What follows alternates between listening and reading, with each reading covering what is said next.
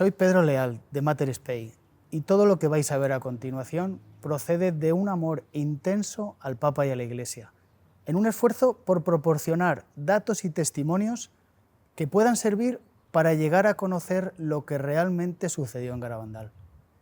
Este amor a la verdad y a la Iglesia es lo que nos ha animado a realizar este trabajo. Nos sometemos a la autoridad de la Iglesia, a quien corresponde el juicio definitivo sobre estos hechos. Espero que os ayude a uniros más al Señor y a nuestra Madre. Muchas gracias. A veces, los acontecimientos más importantes de la historia son los que se ignoran y se silencian, como si de alguna manera se pudiera contener el torrente de una tremenda catarata. ¿Por qué ocurre esto? Vamos a ver que lo que sucedió en la década de los 60 en San Sebastián de Garabandal es uno de los acontecimientos más importantes de la historia. Pero no solo eso. Este hecho, este mensaje, es importante para ti. En Garabandal, nuestra Santísima Madre del Cielo vino a traer una llamada a la conversión para todos sus hijos. A la Eucaristía se le da cada vez menos importancia. Debéis sacrificaros más. Ya estáis en los últimos avisos. E incluso hace referencia a un aviso, un milagro y un posible castigo. La Madre de Dios vino a una aldea perdida del norte de España para sostener a todos sus hijos en un periodo especialmente difícil de la historia humana y de la Iglesia. ¿De qué estaba hablando? ¿Estamos viviendo tiempos cruciales? Sacerdotes, obispos y cardenales van muchos por el camino de la perdición y llevan con ellos a muchas almas. Esto era difícil de creer en la década de los 60, ahora ya no. En el transcurso de esta investigación hablaremos con expertos, médicos, teólogos y testigos oculares para tratar de responder a las preguntas clave. ¿Qué sucedió exactamente en Garabandal? ¿Por qué fue tan rápidamente ignorado y olvidado? ¿Realmente ha sido estudiado? ¿Fue silenciado? ¿Es auténtico? ¿Por qué no ha sido aprobado? Miles de apariciones, milagros, grandes gracias de conversión son hoy una catarata imparable. Nuestra Señora del Carmen de Garabandal continuó derramando sobre el mundo sus bendiciones. Ella, la Madre de Dios y Madre nuestra, desea que sus hijos vuelvan a Dios antes de que sea demasiado tarde.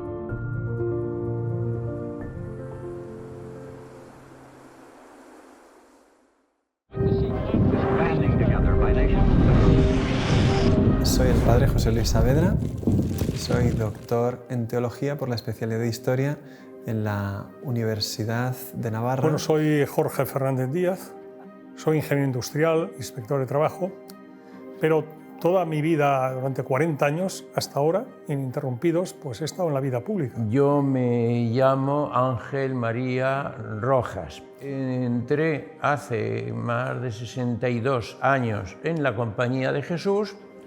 Me ordené de sacerdote hace un poco más de 50 años. Soy Javier Paredes, catedrático de Historia Contemporánea de la Universidad Estatal, y entonces comprenderás que yo las apariciones de Garabandal las vea también con mentalidad histórica. En cada lugar de apariciones, el mensaje que Dios permite dar a la Virgen o que da Dios mismo a través de ella viene a ayudar a la Iglesia de una manera concreta en su tiempo y la sociedad y la historia real en la que está viviendo. Lourdes era una lucha contra el racionalismo. La Virgen le pidió a Bernadette beber barro y comer hierba.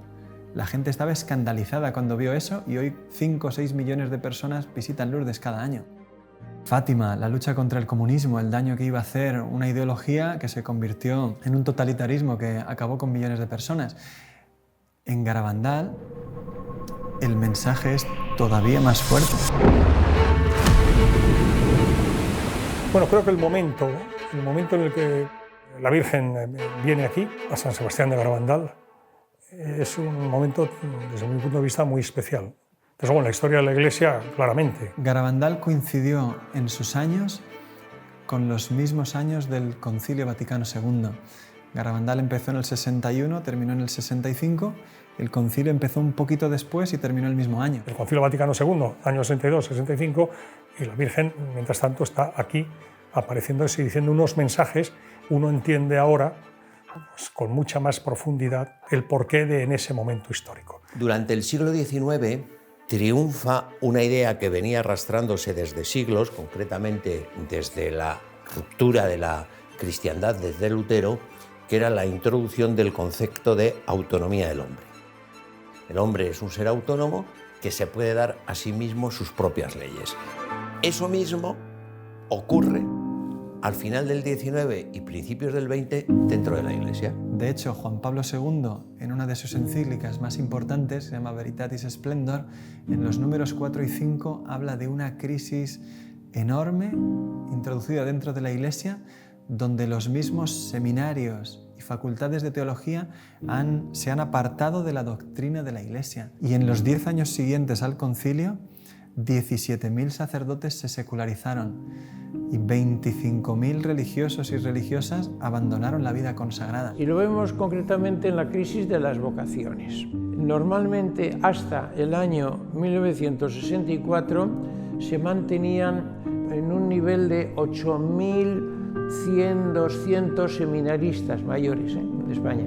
El año 1964 baja al número de 1.000 y se mantiene en 1.000 algo. O sea, la crisis en torno a los años siguientes al concilio fue increíble, increíble. En el año 62, exactamente cuando empieza el Concilio Vaticano II, se produce la crisis de los misiles entre Estados Unidos y la Unión Soviética, con ocasión de la colocación de aquellos misiles que había instalado la Unión Soviética en la Cuba de Fidel Castro. Eso es octubre del 62. Sabemos que se estuvo al borde de una guerra y ahí parados, esperando órdenes, y mientras tanto el teléfono rojo sin parar de comunicar entre Kennedy, Khrushchev, etcétera, etcétera.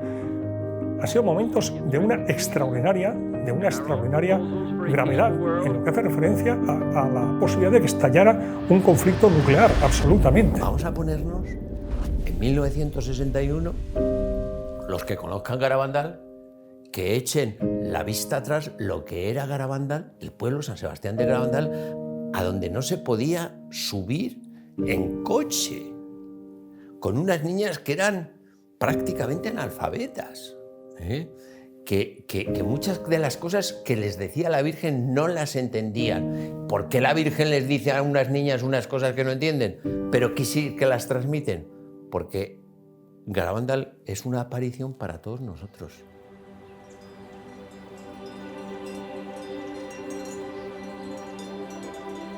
Pues yo soy David Toribio Cosío, nací el año 1935 en San Sebastián de Garabandal y allí viví casi toda mi vida. Yo soy Celina, nací en San Sebastián de Garabandal y tengo 83 años, o sea que nací el 23 de octubre del 35. Yo soy Maximina González, hermana de la madre de Conchita, tía de Conchita y madrina. Soy José Román Serrano Martínez. En su día estuve en Garabandal en el año 61, era veinteañero. Mi padre tuvo la fortuna de llegar a Garabandal a través de un buen amigo, Eustaquio Cuenca. Y bueno, de alguna manera se llegó a un acuerdo entre ellos de decir, oye, ¿por qué no va tu hijo a dar unas clases por allí, estos chavales? Pasan un fenómeno, un mes o 2 meses allí, en el verano entero. El pueblo no se parece nada hoy a como era entonces. Entonces había muchos pedruscos, muchas piedras, charcos, desigualdad del terreno. Era complicado andar por el pueblo en aquel tiempo. Allí me preguntan a veces, me dicen, ¿allí fuiste al colegio? Digo, allí hice las carreras detrás de las ovejas, al colegio muy poco. Cuando nevaba, que no podíamos salir al campo a trabajar, entonces íbamos, que eran fiestas para nosotros. Pues casi todo el trabajo era al 100% ganadería. Vacas, caballos, ovejas. Como todos trabajábamos al campo, el primero que terminaba de meter la hierba, ahora por ejemplo, en este tiempo, iba a ayudar al que iba el último. Siempre andábamos así. En casi todas las casas oía usted que en las cocinas se estaban rezando el rosario. Yo me recuerdo de mis padres, yo recé mucho y me hacía la dormida a veces para no rezar el rosario en casa. Pero era un pueblo muy súper religioso, un pueblo muy bonito era, muy bonito era. Yo tenía 26 años y cuando empezaron las apariciones, que empezaron el 18 de junio de 1961. Ese día, 4 niñas, Mariloli, Jacinta, Maricruz y Conchita, están jugando en el pueblo, robando unas manzanas de un vecino, cuando, de repente, escuchan un trueno. Levantan la cabeza, miran hacia los valles cercanos, por ninguna parte ven la posibilidad de una tormenta. Es lo mismo que había sucedido en el comienzo de Fátima y en el comienzo de Lourdes. Un trueno es de lo que nos habla tanto Sor Lucía como Santa Bernadette. Las niñas están ahí reconociendo que han obrado mal, viendo que Dios les está hablando a través de ese trueno, y de repente una de ellas cae de rodillas, su rostro se vuelve hacia el cielo y se queda pálida, con un rostro como la cera. Cuando va a salir una de ellas corriendo a llamar a la madre de la niña, de repente las 3 que están a su lado caen de rodillas también y comienzan a ver lo mismo que está viendo ella.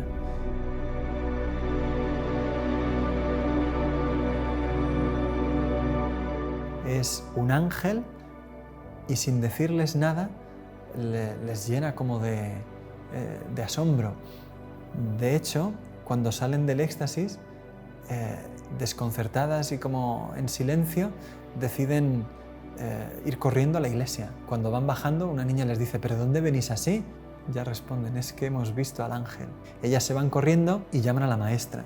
Queda tan asombrada la maestra que les dice: vamos a ver 2 o 3 días si esto continúa. O sea, ella se ve que confía en sus alumnas, que sabe que son chicas normales y que lo que les ha sucedido puede pasar. Al día siguiente, el párroco don Valentín las entrevista, una por una, sin encontrar contradicciones entre sus testimonios. Esa tarde, vuelven a la calleja solas, rezan el rosario, pero no sucede nada y tienen que volver a casa sin tener ningún éxtasis. Esa noche, cuando se van a acostar, las 4, cada una en su casa, escucha una voz que les dice: no os preocupéis, que me volveréis a ver.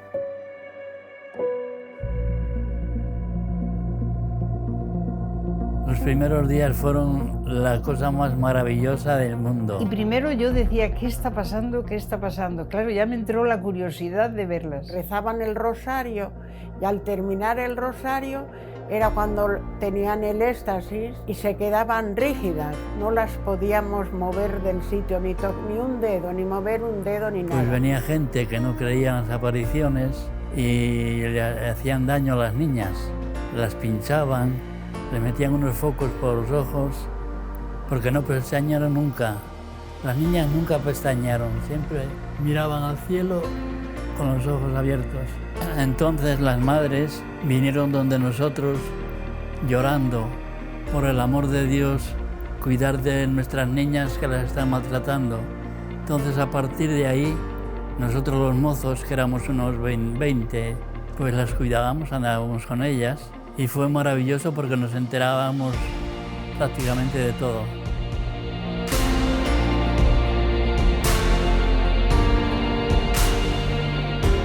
Pues el 4º o 5º día ya está el párroco tomando nota de lo que sucede y dice que hay 600 personas viendo los éxtasis y los domingos hasta 3000. Y es una aldea a la que hay que subir por un camino que es 1 hora andando y bien empinada la cuesta porque no se puede subir en coche. No había baños, no había apenas luz eléctrica, no había asfalto y se llena de gente aquello.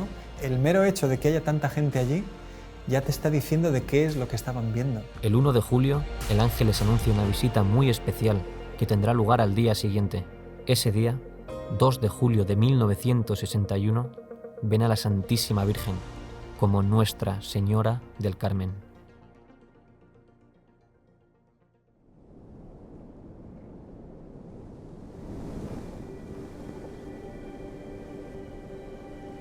Me llamo Juan Hervás y soy doctor en medicina y especialista en pediatría. Me licencié en medicina en la Facultad de Medicina de Valencia, en España, y posteriormente hice estudios de posgrado en Estados Unidos. En 2 lugares he estado, en Einstein, en Nueva York, y en Harvard, en Boston. Verdaderamente Garabandal para mí constituye un hito dentro de las apariciones marianas. Desde el punto de vista profesional médico, la cantidad de médicos que aparecieron en Garabandal y estudiaron a las niñas, pues es que fueron muchísimos.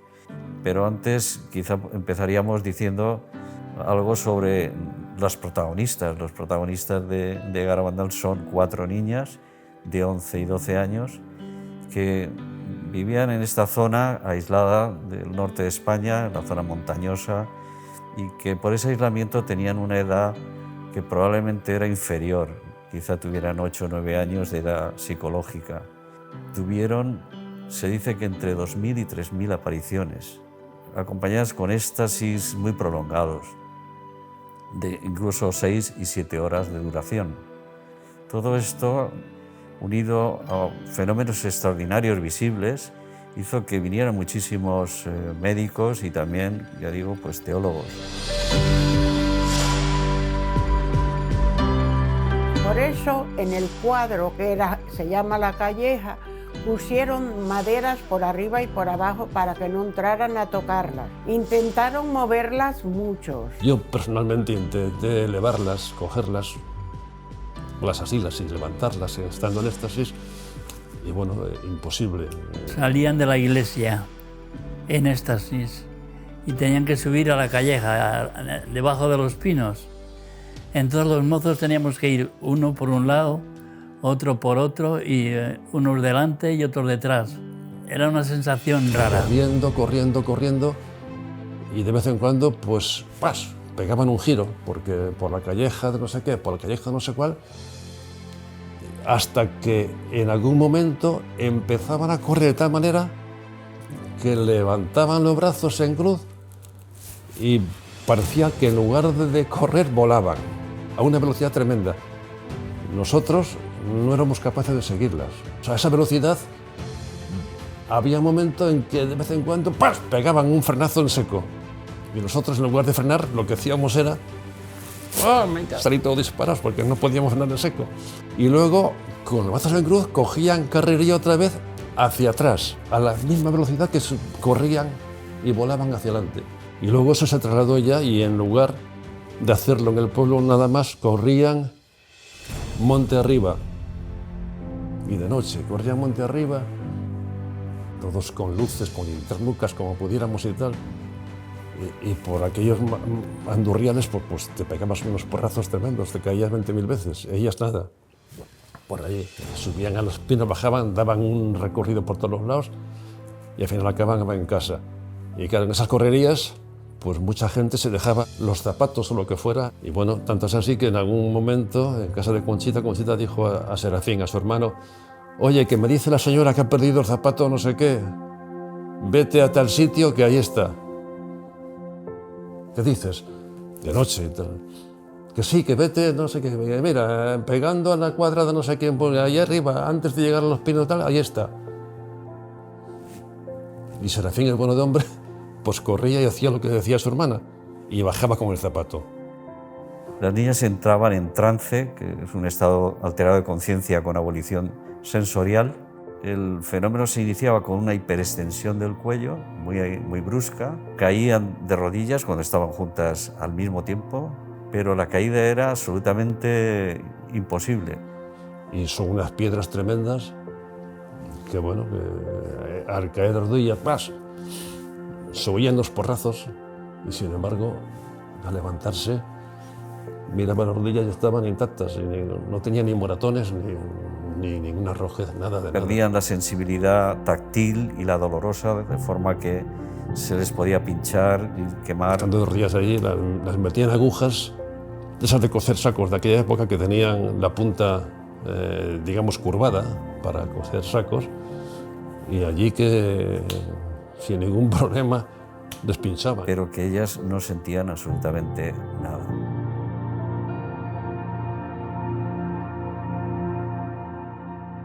apareció por allí Máximo Frösler, ingeniero alemán, vivía en Santander, y por las circunstancias que fuera oyó hablar de Garabandal, y este hombre nos decía: yo soy protestante, teóricamente no creo en la Virgen, pero bueno, yo no entiendo lo que está pasando allí. Son unas niñas de 11, 12 años, débiles, pequeñas, de un pueblo allí perdido, y él era muy fuerte. Yo una de estas niñas la cojo y la levanto en una mano, pero cuando caen en éxtasis no puedo mover ni una mano. Niñas que además se les veía relajadas, se movían tranquilamente y entre ellas se movía una a otra así normal, pero yo, si intento mover una mano, no puedo.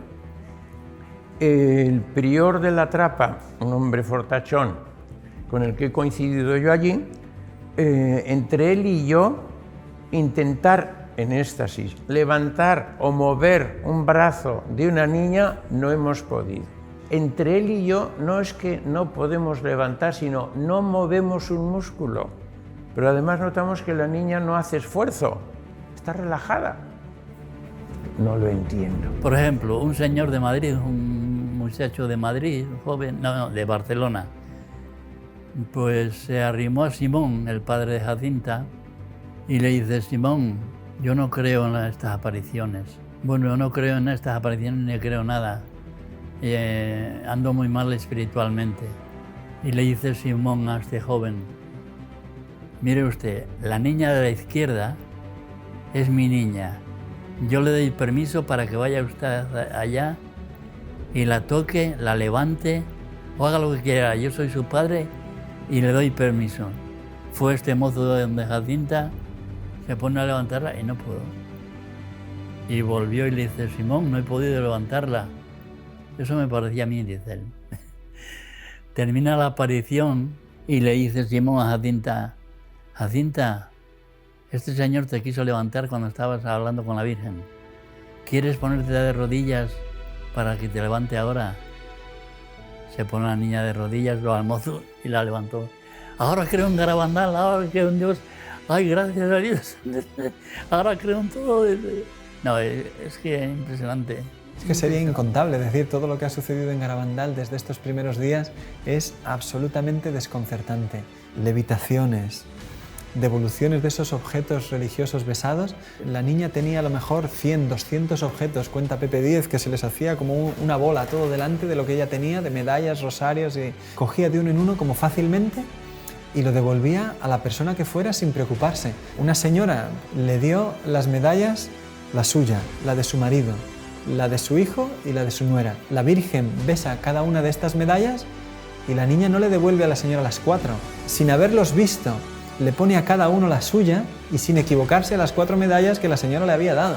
Claro, la señora dice: ¿yo qué más necesito ver? Si es que llorando allí delante de todo el mundo, diciendo: es que es imposible que haya acertado las 4 medallas a cada uno la suya, sin saber ni quiénes somos, ni de dónde venimos, ni de quién es cada una, y sin mirar las medallas. La Virgen como se manifestaba dejando ver algo, claro, que atraía cada vez a más gente. Quienes volvían a casa y contaban esto hacían que viniese cada vez gente de más lejos. Soy Román Martínez del Cerro García de Blanes. Conocí Garabandal fundamentalmente a través de 2 jesuitas, Lorenzo Lacabe y el padre Ramón María Andreu. Tenía entonces 15 años y mi padre era catedrático en el mismo instituto. Con un pequeño 600 que teníamos, nos vinimos a ver a Garabandal. Dejamos el coche en Cosío. Era imposible subir desde Cosío a Garabandal porque era una pista forestal llena de barro y imposible, pero encontramos un Land Rover que nos subió a Garabandal. Entonces la primera que yo viví directamente, a mí me gusta sobre todo hablar personalmente de lo que yo he vivido. Me han contado, sé mucho, he leído, pero yo lo que de verdad viví es lo que más me gusta transmitir porque lo hago de primera mano. Mariloli tenía aviso por la tarde, por la noche, y nos fuimos a la taberna o tienda que tenía su padre. Nos sentamos allí, tenía la escalera a mano derecha entrando, después una barra y no había sitio, habíamos 10 o 12 personas, y yo me senté en un saco en una esquina de esa tienda esperando esos avisos que la Mariloli podía tener. pasaban las horas y yo estaba, después del viaje además estaba reventado, me quedé dormido, mi padre se quedó dormido y todos estuvimos. Y más o menos sobre las 3 de la madrugada, de pronto yo me despierto, ruido, ya. Salimos todos corriendo y pasó la barra en la parte del fondo y Mari Lori se había caído en éxtasis en la cocina. Se había oído, fue impresionante el ruido de las rodillas en el suelo. Eso fue impresionante. Ya salimos todos a verlo. Yo tenía 15 años, yo iba más de curiosidad que otra cosa. A mí me pasó que cuando yo vi a la niña se transfiguraba. O sea, la niña se embellecía, pero una cosa increíble. La niña era una niña normal y corriente y de pronto era otra. Más bien pálida, con una sonrisa y con una cosa fuera de lo natural. Y a mí eso me impresionó tanto que me empecé a temblar y no era capaz de controlarme y lo pasé fatal. Pero fatal porque yo no sabía si me iba a caer o qué me pasaba. Nadie se me hacía caso porque todo el mundo estaba pendiente de la niña y yo era el que menos pintaba allí. Y en ese momento yo pues me dirigí a la Virgen y le pedí por favor que me quitara aquel temblor. Me lo quitó y desde ese momento empecé a disfrutar.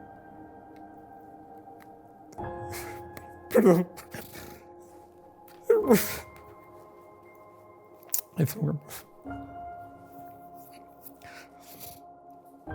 Bueno, desde ese momento empecé a disfrutar de lo que era la presencia de la Virgen en una presa. Entonces, hay veces que me preguntan,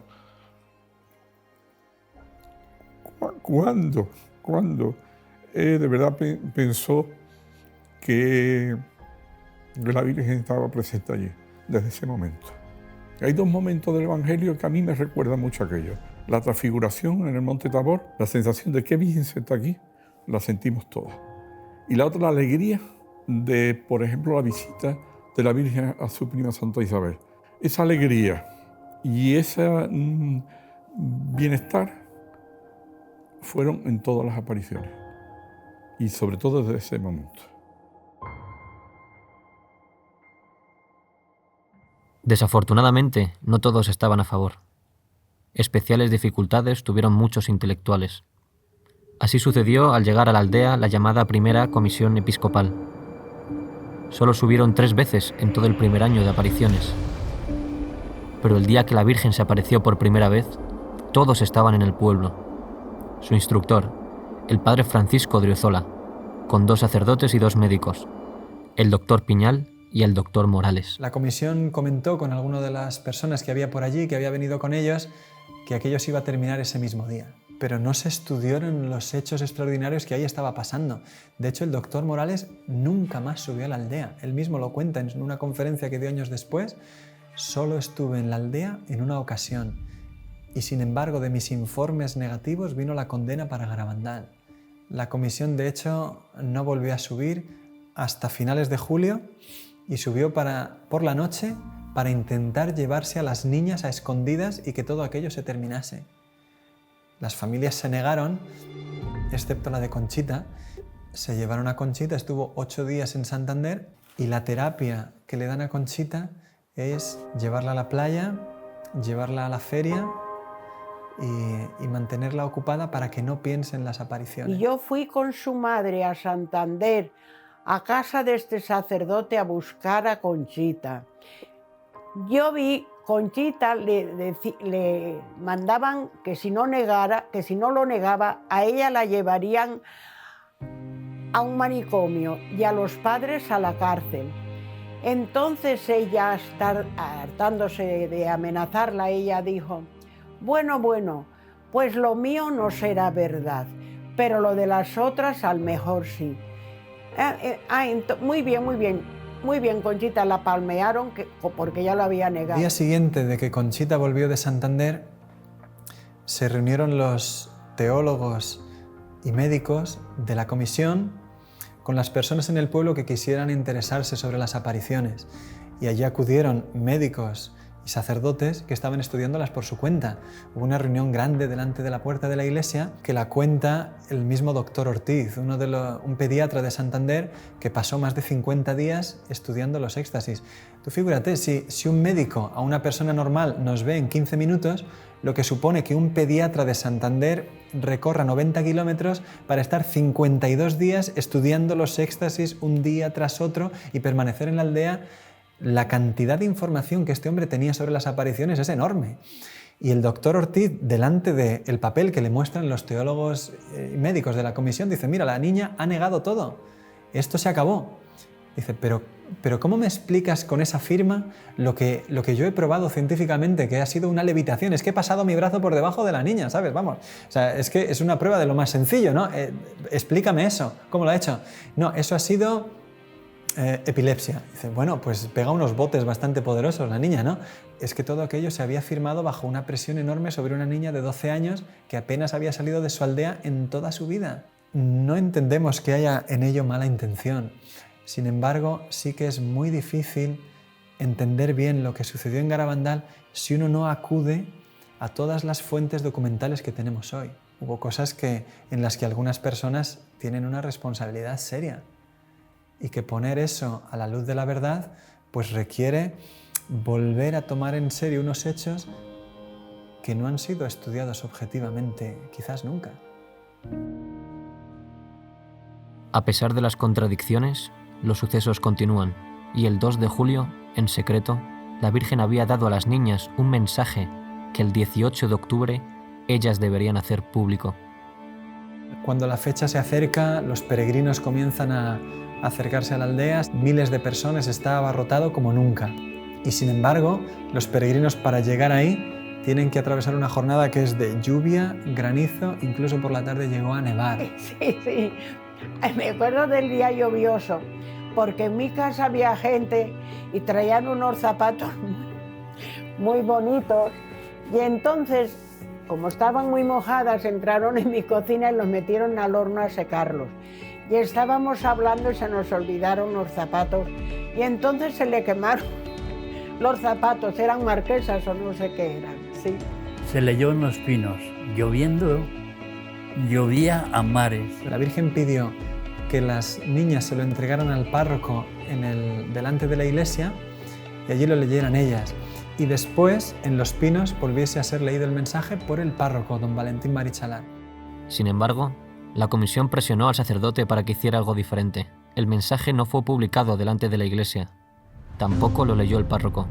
En cambio, se anunció que solo sería leído por las niñas, en los pinos. Los testimonios son muy fuertes. Hay una mujer que habla de cómo caminaban entre el barro a empujones para intentar lograr buenos puestos. Cuando ya finalmente se dijo se va a publicar el mensaje, pues la gente subió a los pinos, pero la carrera que se organizó para eso, la gente caía, resbalaba, se empujaba. Y cuenta ella, dice, lo increíble es que no nos matáramos, miles de personas para conseguir un buen puesto, y dice ella, yo quedé como a unos 60 metros de las niñas, y claro, apenas oí nada, pero cuando ya llegó el mensaje, toda la situación me tenía completamente ya vencida. Hay que hacer muchos sacrificios, mucha penitencia, visitar al Santísimo, pero antes tenemos que ser muy buenos. Y si no lo hacemos, nos vendrá un castigo. Ya se está llenando la copa, y si no cambiamos, nos vendrá un castigo muy grande. Insiste mucho en lo que fue el mensaje de Fátima. Estamos en plena guerra mundial, cuando viene la Virgen a Fátima, y dice que las guerras son consecuencias de los pecados de los hombres, y que por tanto tiene que haber conversión.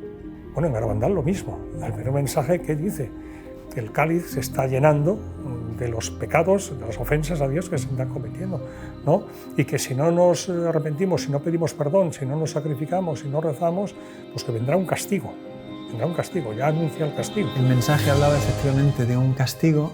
Se había hablado antes de un milagro, pero solamente a las niñas, y eso comienza desde ahora a ser una parte importante en Garabandal, como una ayuda especialmente grande para un tiempo particularmente difícil de la historia. Sin embargo, en ese día el mensaje no se pudo entender. Dijeron, toda esa preparación tan grande para un mensaje tan chiquito como sacrificios, visitar al Santísimo, todo eso ya lo sabemos, y un castigo muy grande si no cambiamos, pues ya lo sabemos. Las videntes después, durante los años posteriores a las apariciones, siempre han dicho, lo más fundamental que tenemos que poner en el centro son los mensajes. Lo que el cielo quiso hacer ahí, por lo que hubo tantos fenómenos extraordinarios, era para que prestásemos atención a lo que nos quería decir el cielo en esos mensajes. El fracaso del primer mensaje fue un golpe duro para Garabandal. Muchos esperaban algo extraordinario. Por eso, a pesar de tantos prodigios, muchos rechazaron las apariciones a partir de este momento. Pero las niñas, con toda esta situación de desencuentro respecto a las apariciones, empiezan a insistir cada vez más a la Virgen que les tenía que dar un milagro. Haz un milagro, que sea, aunque sea pequeño, como que volemos o que se haga de noche en pleno día, lo que sea, pero que la gente crea, que sepan que tú estás aquí. La Virgen siempre solía callar, no les respondía, incluso se ponía a veces triste y les decía, ya creerán. Pero un día el ángel les dijo, Dios va a hacer un milagro a través de ti y de mí. El 18 de julio, la Eucaristía, cuando recibas la comunión, que él le traía muchas veces de manera mística, espiritual, ese día será visible para todos los que estén en la aldea. Ella creía que se veía siempre, vaya, y le llamaban el milagruco. Y ya cuando dijeron que iba a ser el 18 de julio, creo que era, pues toda la gente que estaba allí por la mañana ya estaba, el pueblo creo que estaba abarrotado, creo porque yo casi no lo veía. Entre unas 8 o 10.000 personas, creo que cuenta la policía, que había en la aldea ese día. Aquello fue pasando el día, coincidió que había baile, estaba tirando hasta cohetes, ya no se sabía si por el baile la Virgen vendría o no, y un poco la desesperación de todos de que no se producía el milagro que todos queríamos ver. Pero venía una prima mía, ¡ay, qué gordísima va a ser! ¡Ay, Dios mío, va a pasar algo muy gordo! Porque aquí se siente la gente engañada, porque dice que no hay derecho, porque... Y le digo yo, Angelina, a ver, mira, ven, mira la cara de Conchita. Mira qué cara tiene Conchita. Digo, con estar viéndole la cara a ella, ¿tú te crees que tiene cara de preocupada? De que ha metido una mentira tan gorda y eso, yo nada más que hacía estar allí y ver a Conchita. Y ya, pues bueno, ¿qué le vamos a hacer? Dios quiere esto, pues con resignación nos fuimos ya para dormir a nuestra casa. Y en el momento que estábamos en la calle, oímos un revuelo enorme. Y entonces ya los que estaban más cerca empezaron, ya están estas, y es que están estas, y claro, y nada más casi estar en estas y sale. Y se da la vuelta, yo ya me la perdí entonces porque resulta que la gente se abalanzó detrás de ella y yo digo que pisamos a la gente. Cogí una linterna potente, yo estaba pegado a ella prácticamente y enchufándole con la linterna, prácticamente metida la linterna en la boca. Ella abrió la boca, sacó la lengua, no tenía absolutamente nada. Y de repente apareció un punto. Saca la lengua y empezó a formarse una cosa blanca, blanca, blanca, muy blanca, mucho más blanca que la nieve. Se fue agrandando en forma de espiral. Era como una moneda de 10 duros, decía yo entonces, y así la sacaba todo lo que podía. Y yo vi después cómo se le iba aguando hacia alrededor cuando ya se le estaba deshaciendo, y hasta que la tragó. Daban a Benjamín Gómez, pero ¿estás seguro que no la tenía en el bolsillo y la puso o que la tenía ya en la boca? Mire, yo estaba a 20 centímetros de ella, es imposible que hiciera nada, estaban muy vigiladas. No estaba a una distancia, no, estaba pegado a ella. Pero eso, ¿quién ha dicho que la tenía en los brazos, en las manos? No, hombre, es que es una barbaridad. O sea, es que la lengua estaba totalmente limpia, y de repente apareció un punto blanco, un punto, nada más que un punto, en la lengua. ¿Dónde se dio ese punto? La impresión esa tan fuerte, yo no la he tenido en mi vida. Yo decía, gracias Señor, ahora sí que estoy segura de que existes, empezaba yo. Yo me he enterado después que alguno de ellos, que después que no lo creía después que había sido eso cierto lo que había visto. 2 testimonios contrarios llegaron al día siguiente a la aldea. Uno de ellos ya esa misma noche. Un señor, José Antonio Giuliani, no vio el milagruco. Él no consiguió estar en la zona en la calle donde eso sucedió. Y estando lejos, le preguntó a uno, ¿tú lo has visto? No, ¿tú lo has visto? Tampoco. Pues ya está, todo es mentira, se lo han inventado, es de noche, la oscuridad, las dificultades, la pericia de las niñas, nos la han colado. Y se extendió la noticia de que nos habían engañado, de que era todo mentira. Pero en realidad, este señor no había visto nada. Otro, cuenta Conchita en su diario, que se fue al obispado de Santander, un religioso, el padre Justo, franciscano, y dio testimonio de que aquello había sido todo mentira. Unos días después, sin embargo, pidió a unos religiosos de su comunidad que pidieran disculpa a las videntes. Dice, mira, no sé por qué hice eso, pero estaba enfadado. Estas personas no vieron nada y, sin embargo, tenían un testimonio que hizo muchísimo daño.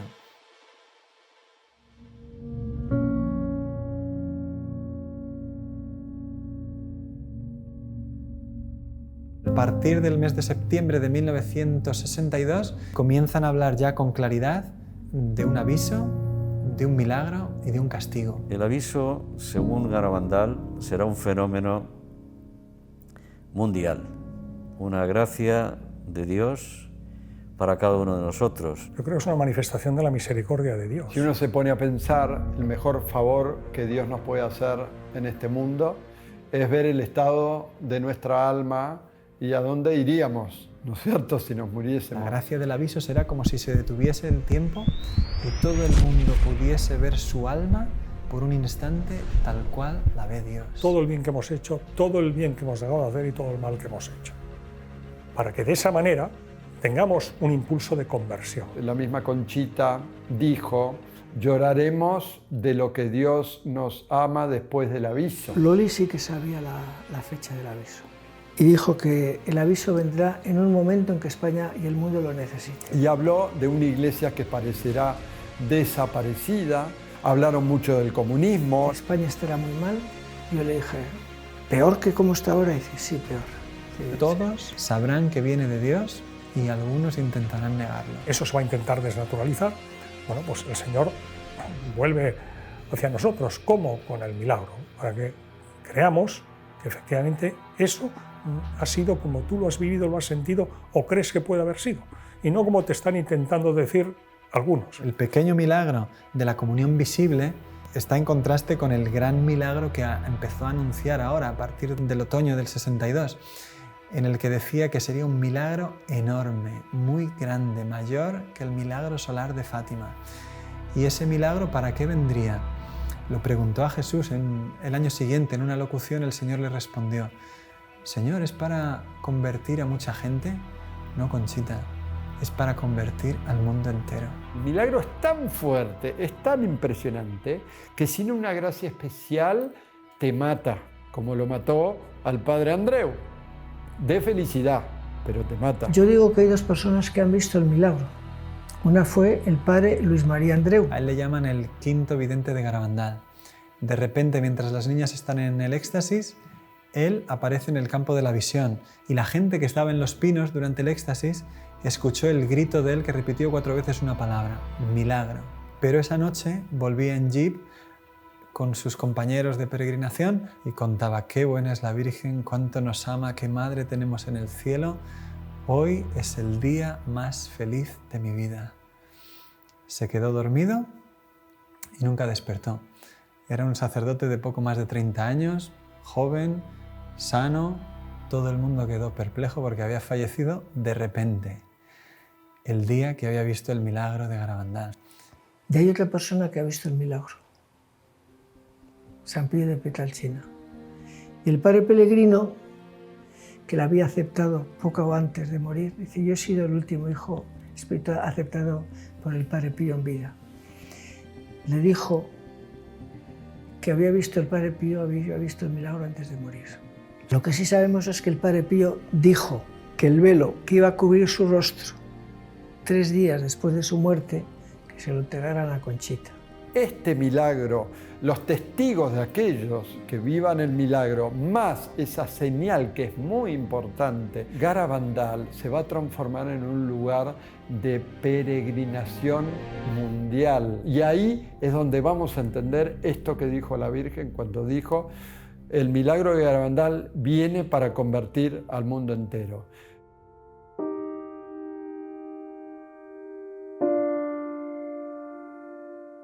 Y la Virgen, lo que está diciendo en Garabandal, como en Fátima, en todas partes, convertíos, convertíos, convertíos, oración, oración, oración, sacrificio. Bueno, pues si no hay esa conversión, pues va a venir un castigo. Las niñas han visto ese castigo, lo vieron en las llamadas noches de los gritos. La Virgen un día prohibió que nadie subiese a los pinos, prohibió a la gente subir a los pinos. Solamente una niña pequeñita que tenía 6 o 7 años.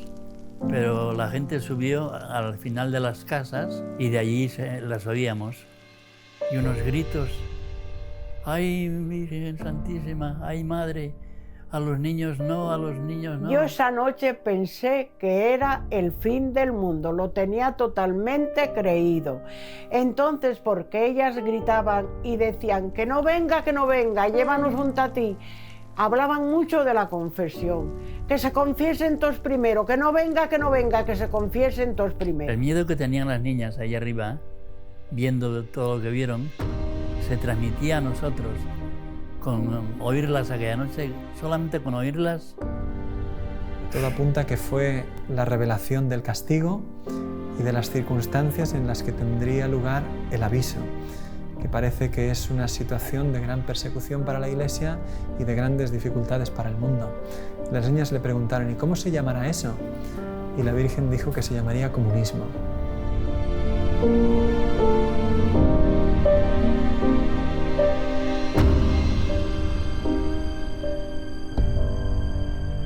Yo estaba con la boca abierta porque había allí un franciscano que se quedaba aquí en mi casa. Entonces José Manuel, un chico del pueblo, vio a este sacerdote. ¡Padre, padre, rece, rece, que estamos perdidos! Rezaba, cuando rezaba aquel padre, las niñas callaban. Venía una paz inmensa y percibías esa paz.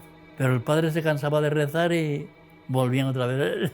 Callaba la boca, porque él también quería oír y quería hablar con la gente, quería enterarse de cosas y dejaba de rezar. Y era la víspera del Corpus. Y el día del Corpus fue un día precioso. Unas confesiones, unas comuniones, una procesión del Corpus con el Santísimo. A mí me da pena que mucha gente, cuando hablan de Garabandal enseguida, piensan, ¿y el aviso y milagro castigo? ¿Por qué no nos fijamos en todo lo demás? Porque si hacemos caso a la Virgen en todo lo demás, no habrá castigo, que es un tema que dijo, quizás haya un castigo si la humanidad no se convierte. Pero la Virgen vino a decir mucho más y el mensaje de Garabandal abarca mucho más. Es como si al estudiar el Evangelio nos quedáramos y aquellos días, cuando vengan aquellos días, nos quedamos en esa frase. ¿Y cuándo serán esos días? ¿Y qué serán esos días? Pero hombre, léete el Evangelio entero, vive el Evangelio. Y no te preocupes de esos días que probablemente te habrás muerto tú antes. Vive como pide la Iglesia, que es como pide Garabandal. La gente se preocupa mucho del aviso, el castigo, el milagro, y no se preocupa del mensaje. Ser buenos. A la Eucaristía cada vez se le da menos importancia. Contemplar la pasión de Jesucristo. Eso es lo importante de Garabandal. Las apariciones iban llegando a su fin. Y en enero de 1963, las niñas dejaron de ver a la Virgen. Solo Conchita volverá a verla, aunque tendría que esperar casi 2 años. Al fin, el 8 de diciembre de 1964, la Virgen le anuncia que va a dar un nuevo mensaje para el mundo. Claro, todo el mundo tiene en la cabeza la crisis de las apariciones con el primer mensaje en 1961. Entonces, ahora, cuando todo está más dividido, de repente se anuncia otro mensaje y lo anuncia una vidente sola. Sin embargo, se va acercando la fecha y mira, todo el mundo esperaba algo. Tanto es así que llega a la aldea más gente que nunca. Hay crónicas de los periódicos que son impresionantes de esos días. Un periodista de Barcelona, Juan Poch Soler, que escribe: subimos el 17 por la noche. Cuando llegué a la aldea vi gente durmiendo bajo los dinteles de las puertas, en los pajares. Me puse a escribir para enviar algo al periódico y a mi lado había 2 inglesas durmiendo sobre sus codos. El pueblo estaba a reventar de gente. Había 12.000, 15.000 personas, no se sabe cuánta gente había ese día en la aldea.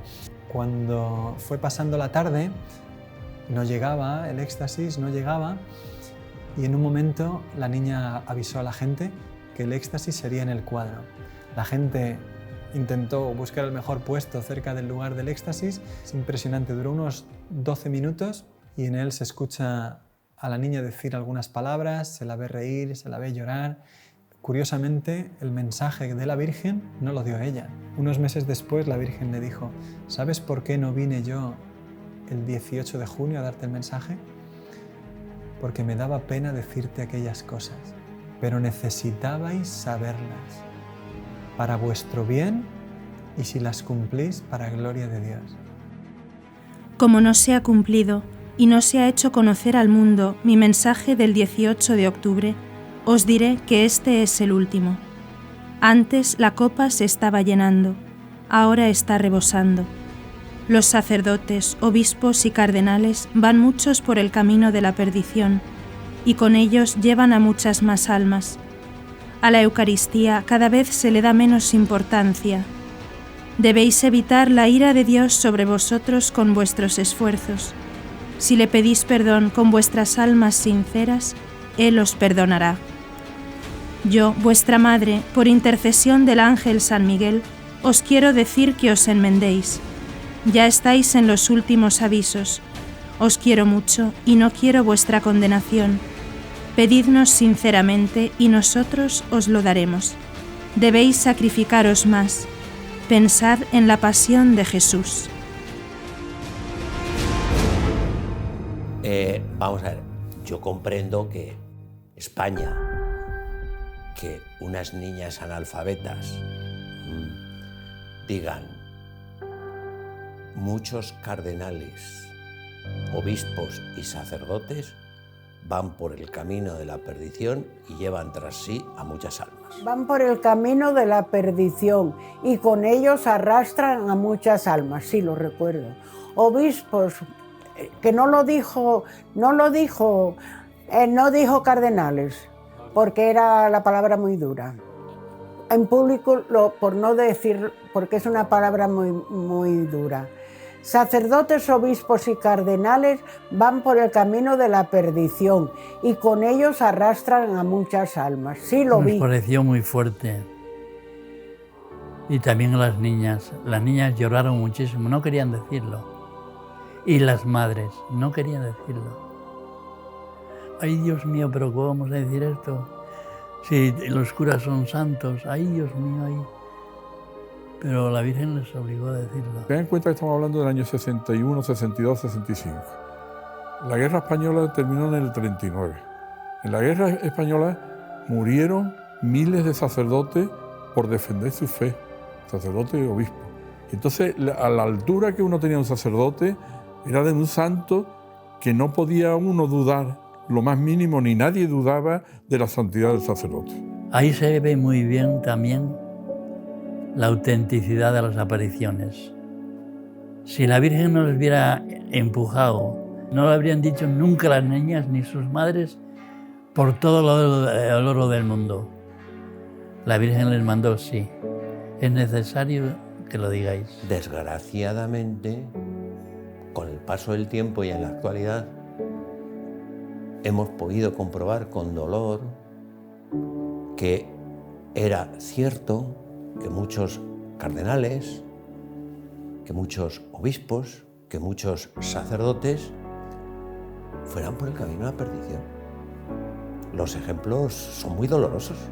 Y que si se hubiera hecho caso a la advertencia de la Virgen que se iba por el camino de la perdición, pues algunos hubieran cambiado el camino y ahora no estaríamos donde estamos. 40 años después de las apariciones, en una entrevista, Monseñor del Val dijo: el mensaje de las apariciones es correcto, interesantísimo, importante y bueno.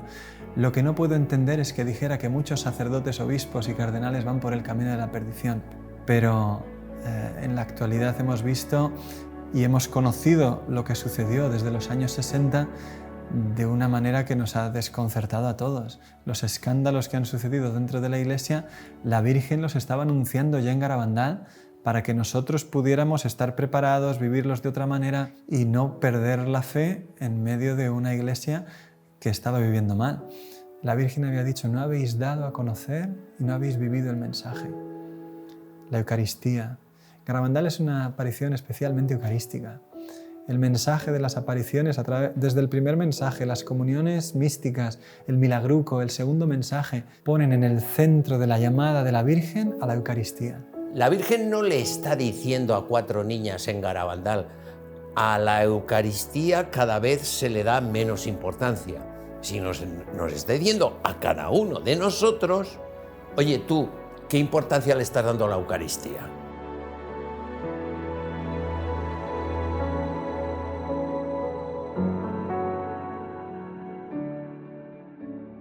Los fenómenos terminaron con la aparición del 13 de noviembre de 1965. Después de esto, las niñas dejaron la aldea. Conchita acabó en Burgos, donde fue recibida por el padre Manuel Guerra y la madre Nieves García. Cuando conocí a Conchita, estaba en Burgos de superiora, con la casualidad de que yo no quería ya admitir a ninguna niña más porque el colegio estaba completo ya. Entonces, al poco tiempo viene la portera y me dice, hay una familia que pregunta, vino el capellán con ellos y entonces ya les dije que yo tenía un sitio. Y entonces ya me dijeron quién era Conchita, me explicaron y me pidieron que Conchita tuviera un confesor, que don Manuel se ofreció, y una persona que la formara, y me ofrecí yo. Por lo tanto, entró en el colegio como una niña más, con el nombre de María, para que nadie la molestara en nada. Todas las tardes llamaba a Conchita 1 hora o un par de horas a un recibidor.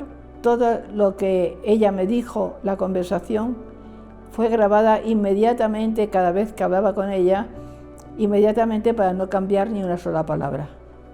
Yo a Conchita entonces y después la he encontrado inmejorable. No he encontrado una persona ni más normal, sin ganas de llamar la atención de nadie. Cuando ella terminó las apariciones, le dijo a la Virgen que quería ser religiosa. Entonces nada más terminó las apariciones, se fue a un convento, se enteraron de que estaba allí porque ella fue a confesarse y le dijo, se conoce que al padre, le dijo, después se supo, pues que ella que había visto a la Virgen, que tenía dudas algunas veces si era verdad, si no era verdad, si le parecía a ella que era ella. Y entonces el sacerdote, cuando se enteró que era Conchita, pues dijo, papá, va a decir usted la verdad enseguida. Vinieron 2 obispos y 2 sacerdotes. Alguna vez le dijeron, sí, pero eso te lo inventaste tú y yo. Sí, porque eso se inventa muchas veces la imaginación. Ah, pues sería, ¿eh? O sea que alguna vez, entre esa conversación tan larga que tuvieron, de 6 horas, ella alguna vez, pues era verdad, claro, ante personas que te has imaginado tú, porque muchas veces pasa eso. Bien, entonces se marcharon con esa idea y entonces yo llamé al sacerdote que estuvo con ella, contrario, en Garabandal. Le llamé a Burgos, una vez que Conchita se marchó, y le dije, quería hablar con usted porque usted ha negado siempre las apariciones de Garabandal, concretamente en este caso que fue al convento y la tuvo usted 6 horas preguntándole. Y dice, no, 6 horas no, 5. Entonces le dije, bueno, pues muy bien, pues creo que está usted confundido porque esto no se puede hacer con una niña después de confesar y de esta manera. Cuando estos señores se marcharon de esa conversación que la pudo dejar aturdida, entonces ella tuvo una locución. En la locución del Señor, interiormente, le dijo, no quiero que estés aquí, quiero que estés fuera. Y Conchita, es que no me quieres, Señor. Y el Señor le dice, pero yo quiero que tú estés fuera, como diciendo, como mejor me puedes servir y como debes es fuera. Hasta aquí la historia es muy conocida. A continuación vamos a presentar lo que ha pasado después de las apariciones y por qué Garabandal ha encontrado tantas dificultades en su aprobación.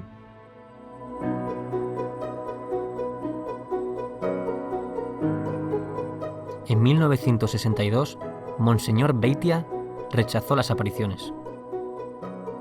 5 años después, Su sucesor, Monseñor Puchol, afirmó que todo había sido un simple juego de niñas. Su nota afirma que todo tuvo explicación natural. Cirarda, su sucesor, dijo lo mismo. Tras estos 3 prelados llega a Santander Monseñor Juan Antonio del Val, que había sido miembro de la primera comisión. Por esta razón, Del Val sabía que las apariciones no se habían estudiado bien. Por eso intenta fundar una nueva comisión, pero fracasa 3 veces. Al fin, tras 12 años intentándolo, consigue el respaldo de Roma y con el apoyo del cardenal Ratzinger, en 1989 funda por fin la segunda comisión. Escuchemos ahora unos testimonios de esta época y después escucharemos un testimonio muy importante de esa segunda comisión.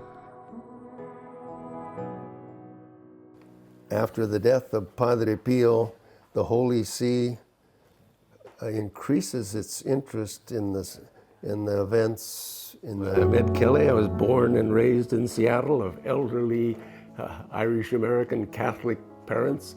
I spent a lot of time in Santander in 71, and in 72 spent 10 months here. News, sensational, and documentary report. The first years, they didn't write anything. I didn't find anything in the papers until after the girls made their declarations of uncertainty. Then on the front page of the local papers, all of them, no hubo apariciones en Garabandal. Nothing. Everything has a natural explanation. And I read that, and the papers were stupid. I mean, there was so much that was illogical. I talked to the Bishop del Val Gallo. He had just made his own pronouncement that said, my predecessors have judged that it wasn't certain whether the apparitions were of supernatural origin or not. I'm in communion with those bishops. I had written for him the statements of the evaluation from all of the previous official notes. I just had the part that gave the bishop's evaluation of what happened. And he looked them over and he says, this one, the second note of Bishop Baetzia in 1965, this is the best statement on Garabandal and the one that conveys my opinion on it. And that was the note that had the statement of orthodoxy, that everything is in compliance with the traditional teaching of the Church, the real presence of the Blessed Sacrament, devotion to the Blessed Sacrament that is, and the Blessed Mother that's well known. Maternelle Afiner, que es un sacerdote de lengua francesa que en Garabandal estuvo desde el principio estudiando las apariciones, fue entrevistado por la comisión. A él le impresionó mucho que le entrevistaron en un restaurante durante una comida, y le impresionó más todavía que cada vez que él daba una respuesta se escribía de la manera más contraria a las apariciones posible. Le preguntaban, ¿y está usted seguro de eso? Bueno, de eso no estoy seguro. Ponga que duda sobre eso. Él entendía que todo se estaba haciendo de manera contraria a lo que él quería decir. Y cuando terminó la entrevista le impresionó todavía mucho más, porque le dijeron firme, y él dijo, yo no firmo eso. Y tranquilamente, delante de él, pusieron con letras mayúsculas su nombre y su apellido. Y años después, unos amigos alemanes suyos visitaron el obispado para consultar cómo estaba el caso de las apariciones y les contaron que Maternelle Afiner había hecho un testimonio en contra de las apariciones y que estaba en el obispado firmado por él. Claro, él mismo cuenta y dice, ¿cómo se llama esto en derecho canónico? Que cojan tu testimonio, se lo inventen, lo firmen y lo presenten como prueba en el caso de un discernimiento. Claro, en derecho canónico esto se llama falsedad, porque una prueba que es nula implica que un juicio tiene que ser restituido in integrum, dice el derecho. O sea, tiene que ser, cuando las pruebas son falsas, el juicio tiene que volver a realizarse, tiene que volverse a estudiar.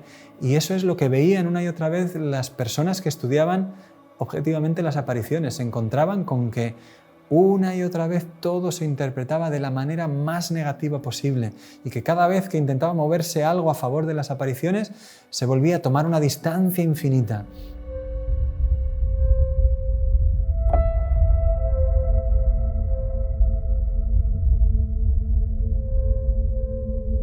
The story of Menchu Mendiolea.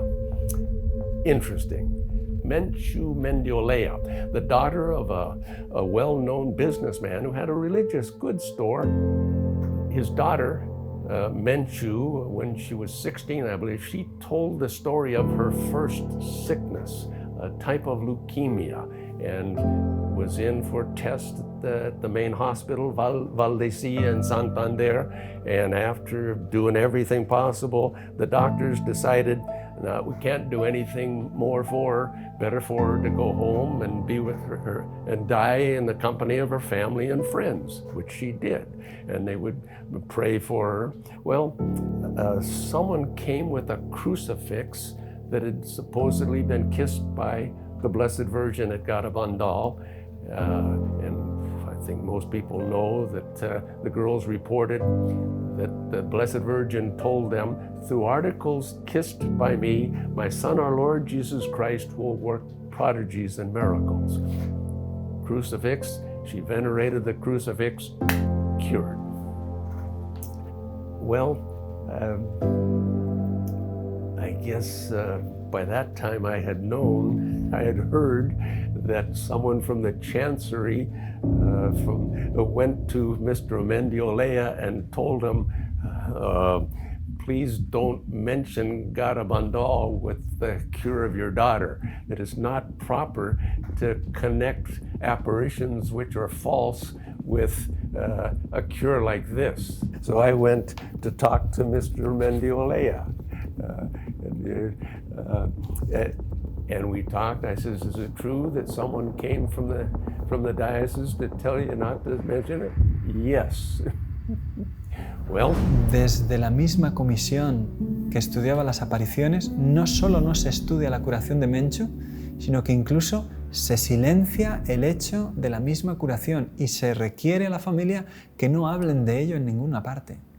10 años después, en 1975, Menchu está embarazada de su tercer hijo, 8 meses de embarazo, y le vuelven a diagnosticar la misma enfermedad, eritremia. Su marido, el doctor Ángel Álvarez, es médico en el Hospital de Valdecilla, donde ella había estado hospitalizada la primera vez. Y allí, durante un mes, hacen todo tipo de pruebas. Siendo el médico allí, consigue que todo el equipo de hematología estudie a su mujer, incluido el jefe de servicio. Todo el mundo se pone a trabajar sobre ella y al final el doctor Zubizarreta, el jefe de servicio, le dice al doctor Álvarez, al marido, mira, si tu mujer se cura es un milagro, no va a poder salir adelante. El 7 de diciembre, el marido de Menchu dice, mira, mi mujer quedó curada en Garabandal y como nosotros no hablamos de las apariciones, como ha vuelto a suceder lo mismo.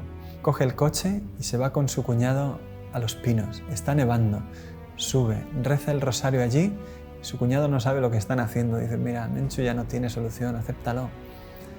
Bajan y cuando vuelve al coche le dice, Menchu está curada, estoy seguro. Vuelven al hospital y le pide al doctor Zubizarreta que vuelva a hacer un estudio. Menchu tenía 500 plaquetas y encuentra en el estudio que había más de 20.000. En los días siguientes resulta que Menchu estaba de nuevo curada. Menchu es un caso único. 2 veces acuden a la Virgen de Garabandal y 2 veces queda curada la enferma.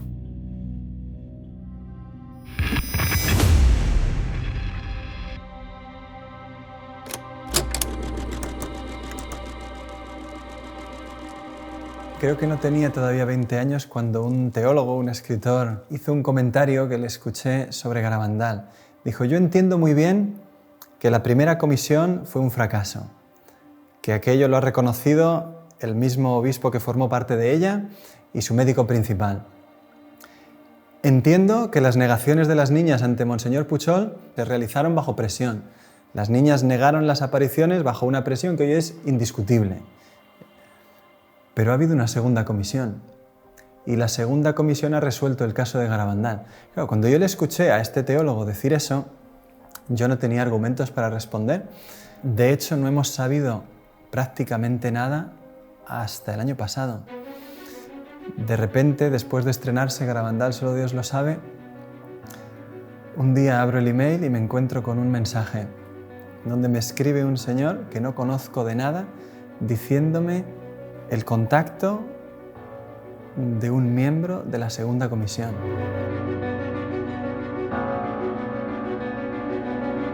Me llamo Javier Vildósola, estudié la carrera de Ciencias Políticas y Sociología en la Universidad Complutense de Madrid.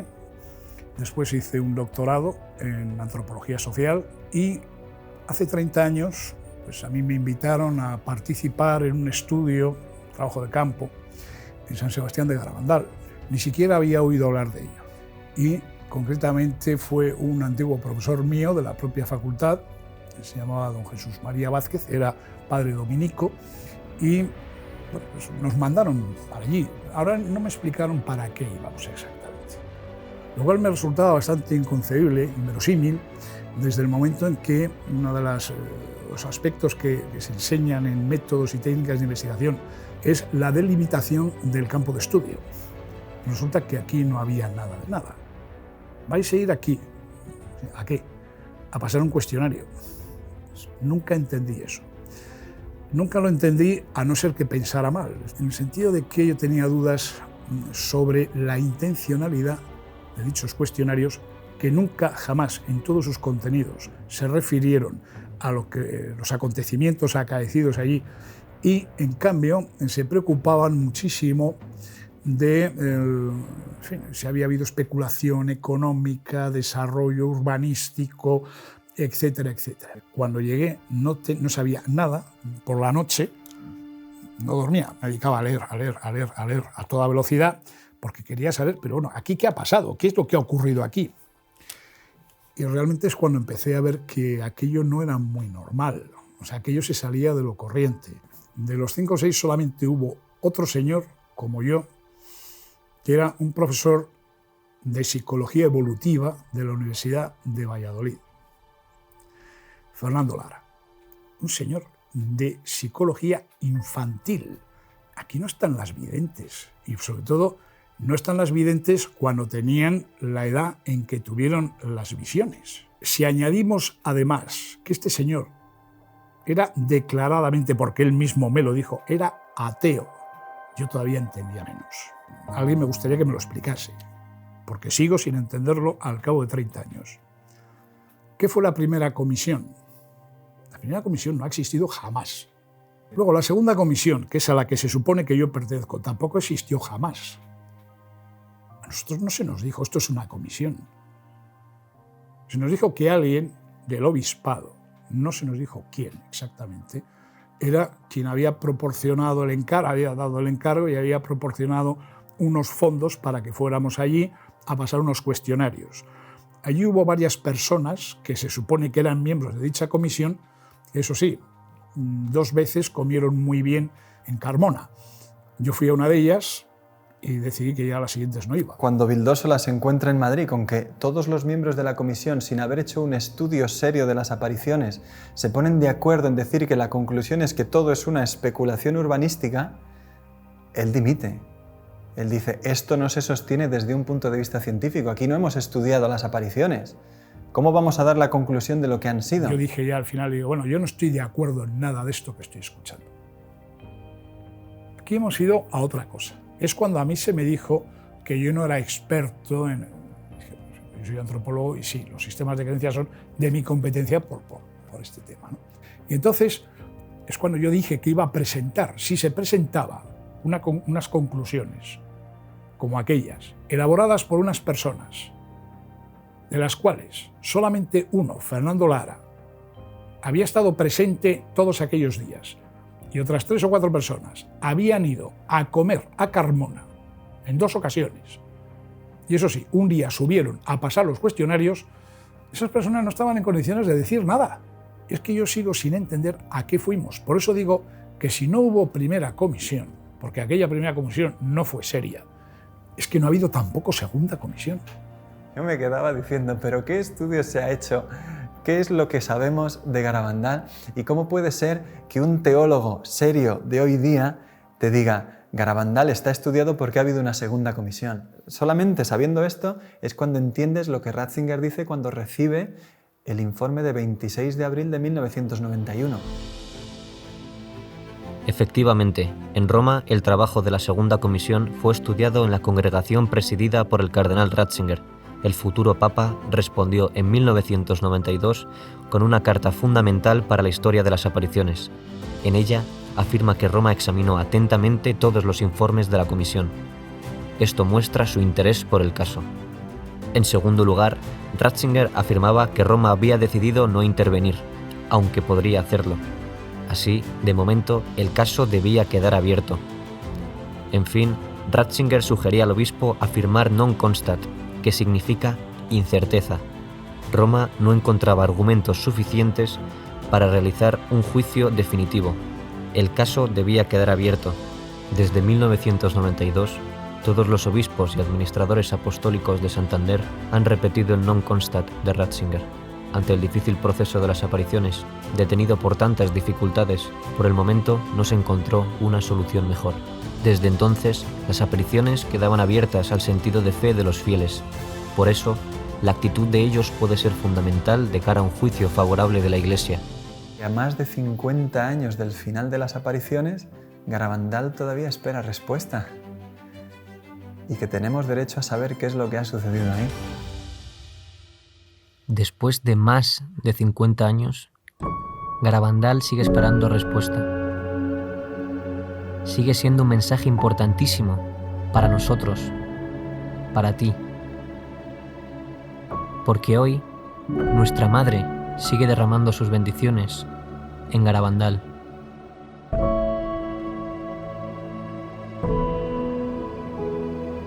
Además, la Virgen ha permanecido siempre fiel, actuando desde Garabandal con una fuerza increíble, como ella se ha comprometido con este lugar y con esta sociedad y esta iglesia que tenemos hoy y nuestras necesidades, que son de dar ese salto en la fe que muchos están teniendo la tentación de no dar. Yo creo en Garabandal, no tengo ninguna duda. En todo momento quiero respetar y voy a respetar, faltaría más, lo que determine la Iglesia.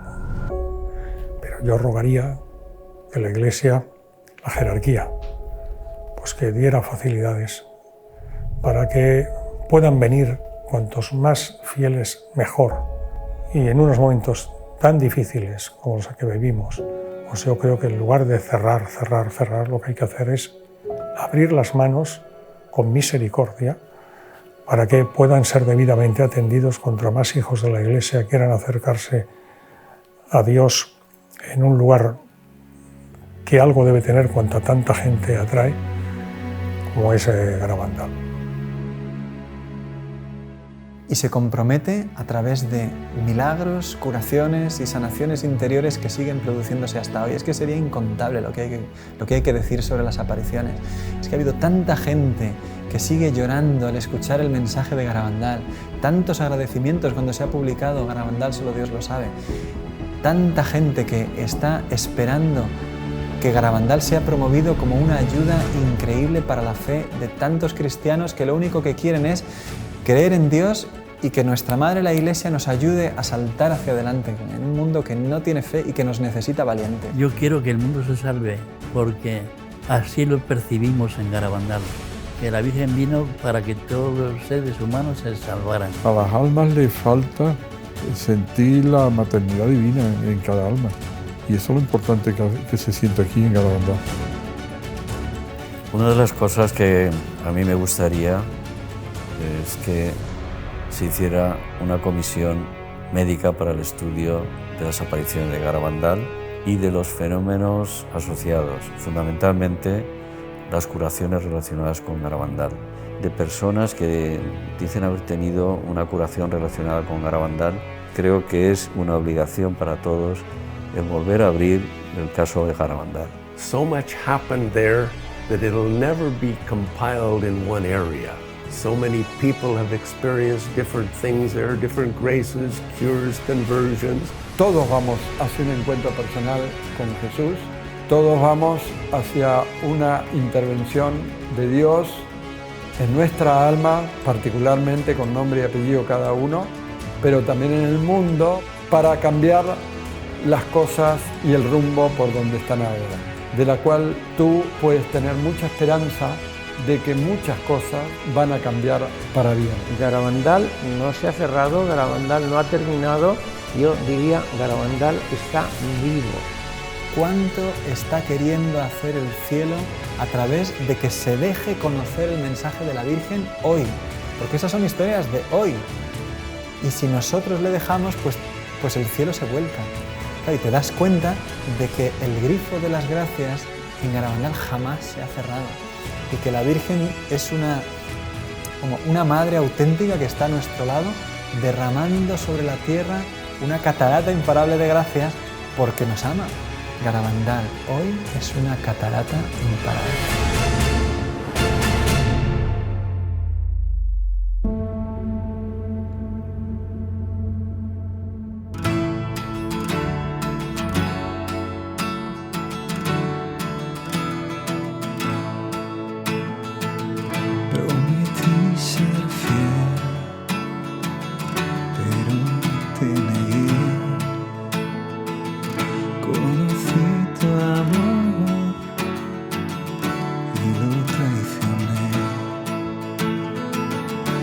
Quisiste que sintiera sobre mí tu amor.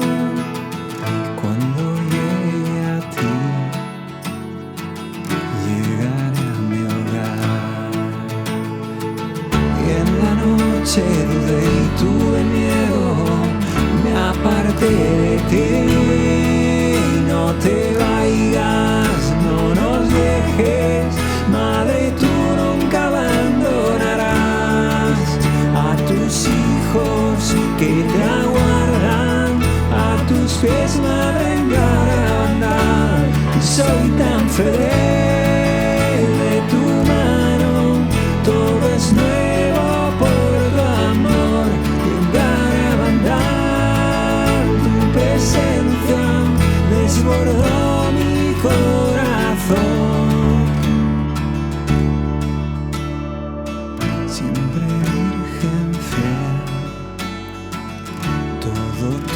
Soy, por tu amor iré donde quieras tú. Tú quisiste que sintiera sobre mí tu amor.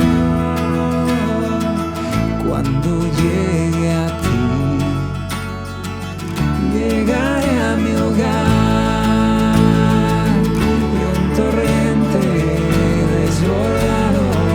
Fue tu amor por mí. No te vayas, no nos dejes, Madre, tú nunca abandonarás a tus hijos que te aguardan, a tus pies, Madre, en Garabandal. Soy tan feliz de tu mano, todo es nuevo.